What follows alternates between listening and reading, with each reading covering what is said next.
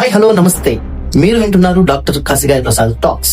ఈ రోజు మార్చి 23. ఈ రోజుకు ఒక చక్కనైనటువంటి స్పెషాలిటీ ఉంది. రోజు మనము షాహిద్ దివాస్ అని జరుపుకుంటూ ఉంటాం. అమరవీరుల దినోత్సవంగా మనం గుర్తించుతున్నాం.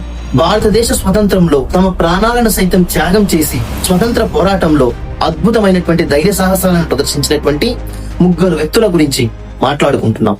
ఎవరు వాళ్ళు మీకు తెలుసుంటే కామెంట్ చేయండి. ఇప్పుడు వాళ్ళ గురించి మనం మాట్లాడుకుందాం. భారతదేశంలో మనం ఈ రోజు అనుభవిస్తున్నటువంటి ఫ్రీడమ్, స్వేచ్ఛ ఏదైతే ఉందో అది ఎలా వచ్చిందో, ఎవరి వల్ల మనకు వచ్చిందో తెలుసా మీకు? ఎందరో బలిదానం చేసుకుంటే కానీ మనం ఈ రోజు అనుభవిస్తున్నటువంటి ఈ చక్కనైనటువంటి ఫ్రీడమ్ భారతదేశంలో మనకు రావడం జరిగింది. ఈ రోజు మనం అనుభవిస్తున్నటువంటి రెస్పెక్ట్ గాని, ఫ్రీడమ్ కానీ, భారతదేశం నా దేశం అనేటువంటి గర్వం ఉండేటువంటి ఒక ప్రౌడ్నెస్ కానీ, ఇదంతా మనకు నీ వల్లనో నా వల్లనో రాలేదు. ఎందరో మహానుభావులు వాళ్ళ ప్రాణ త్యాగం వల్ల మటుకే మనకి సాధ్యమైంది. ప్రత్యేకించి ఈ రోజుని మార్చి 23న భారతదేశ స్వతంత్ర పోరాటంలో ముగ్గురు యువకుల గురించి, పవర్ఫుల్ యూత్ గురించి మాట్లాడుకోవాల్సిన అవసరం ఉంది. వాళ్ళు ఎవరో తెలుసా మీకు? భగత్ సింగ్, రాజ్ గురు, సుఖ్దేవ్.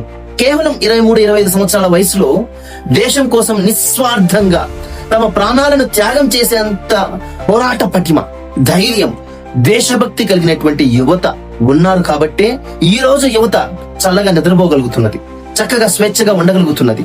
అంటే వారి యొక్క దేశభక్తి కానీ, వారి యొక్క ధైర్య సాహసాలు కానీ మనకు ఎంతో ఎంతో ఆదర్శప్రాయమైనటువంటి జీవితం అవుతాయి. వారి త్యాగం, వారి ధైర్యం, వారి దేశభక్తి మనకు ఎంతో ఇన్స్పిరేషన్ అన్నమాట. ప్రత్యేకించి యూత్ కి ఎంతో ఇన్స్పిరేషన్. ఎంతో స్ట్రాంగ్ విజన్ తో, దేశభక్తితో, ఒక నిస్వార్థంగా ధైర్య సాహసాలతో, భయం లేకోకుండా జీవించినటువంటి వాళ్ళ జీవన విధానం, దేశం కోసం వాళ్ళు చేసినటువంటి పోరాటం నిజంగా మనకు ఒక మాటల్లో చెప్పుకునేటువంటి ఒక ఇన్స్పిరేషన్ మటుకే కాదు, అద్భుత శిఖరాల్లో మనం బ్రతకటానికి, ఉండటానికి ఒక అవకాశంగా మనం తీసుకోవాల్సినటువంటి అవసరం ఎంతైనా ఉంది. వాళ్ళందరికీ ఒకటే లక్ష్యం, భారతదేశానికి స్వతంత్ర పోరాటంలో స్వతంత్రం సాధించి పెట్టడం అనే ఒకే ఒక్క లక్ష్యంతోనే బతికారు.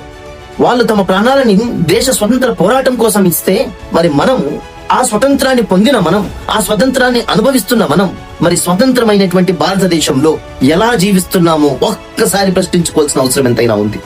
మన జీవితాన్ని మనం సరిగ్గా గడుపుతూ ఉన్నామా? రెస్పెక్ట్ తో ఉంటున్నామా? నిజమైనటువంటి ఫ్రీడమ్ అంటే ఏంటో అనుభవించగలుగుతూ ఉన్నామా? ఇతరులకు ఉపయోగపడేటువంటి నిస్వార్థమైనటువంటి జీవితాన్ని జీవిస్తున్నామా? ఎలా ఉన్నాం? ప్రశ్నించుకోవాల్సిన అవసరం ఎంతైనా ఉంది. అసలు మన దేశానికి మనం ఏమన్నా చేస్తున్నామా అని ప్రశ్నించుకోవాలి ముఖ్యంగా ముందు. దేశభక్తి అంటే కేవలం అదేదో మాటలు మటుకే కాదు, ప్రసంగాలు మటుకే కాదు, అది అనుభవించవలసినటువంటి ఒక అద్భుతమైనటువంటి అనుభవం. చివరిగా ఒక మాట, వాళ్ళందరూ దేశ స్వతంత్రం కోసం తమ ప్రాణాలను త్యాగం చేశారు. వాళ్ళు దేశం కోసం చనిపోయారు. మరి దేశంలో ఉంటున్న మనం దేశం కోసం జీవిస్తున్నామా